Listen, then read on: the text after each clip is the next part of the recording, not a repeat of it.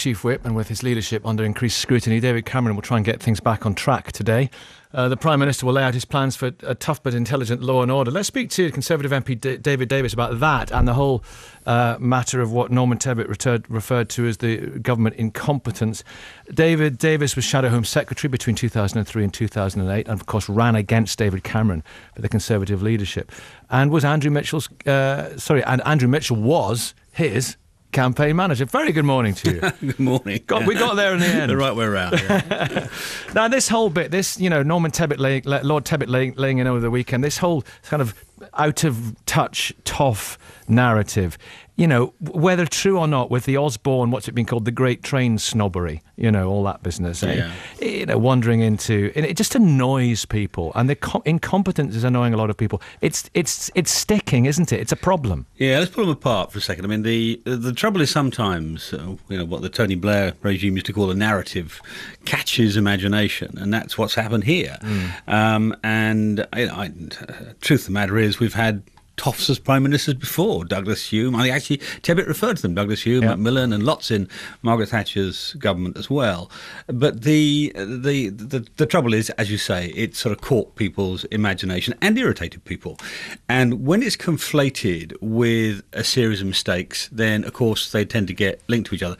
The real reason for the mistakes, I think, is the same problem that afflicts any new government. That's inexperience. I mean, Tories been out of power for best part of 15 years. They come in, and Liberals have been out of power for 100 years, and they come in and all the ministers are brand new. And they're all learning their job, and that there's nothing you can do about that. David Cameron can't reinvent a whole load of sort of experienced ministers, so that's really the cause of that. And I think the two things have become conflated rather unfairly, in my view. What was George Osborne playing at on the busiest media train that there is? Wandering into first class with a standard ticket and trying to stay there. I mean, does he not know? Does he not realise how bad it looks? No, I don't know. I mean, I imagine with if you were Prime Minister and you read that your Chancellor of the Exchequer had done that, George Osborne, you'd be annoyed. Oh, I tell you, I suspect George is annoyed with himself with hindsight, But these, I'm afraid, this sort of accident. I used to serve in the major government. And at one point, you got up every morning thinking, what the hell will happen today? Because the government gets to a certain point of sensitivity, and every small thing blows up. Everything blows up, and I think we're at that point at the moment. It'll change, but at the moment, that's where we are. Well, don't they need more people like you at the top table? People with ordinary backgrounds who are sort of more like the rest of the country. Because they've got some. I just think they have got some, but they're just like salient at the moment, and they don't always look like it. I mean, let me give the best example. I think is Michael Gove. Michael Gove has got a background not that dissimilar from mine, a Scottish equivalent of mine, if you like, but he doesn't sound like it. He doesn't sound like he's from the streets, as it were, because he's educated himself. Literally pulled himself up by his bootstraps, and that's what tends to happen, of course. That people come from poor backgrounds, but you wouldn't know it necessarily by the way they speak and act when they're a government minister, and there are others. And bear in mind again, they're coming up through the ranks almost as we speak.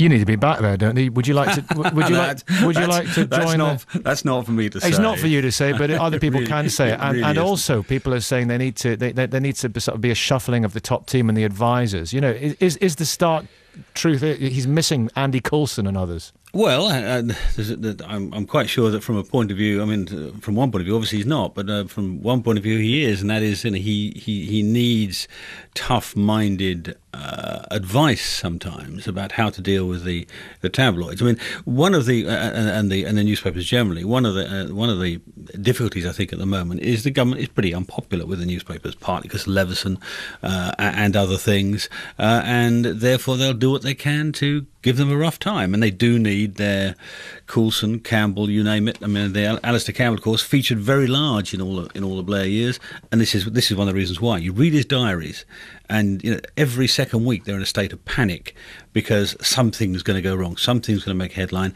but somehow or other they got through it, and you need somebody to do that. Now, I don't know Mr. Craig Oliver, so I don't know what he's like. He's the sort of Coulson replacement, but you do need somebody pretty unusual.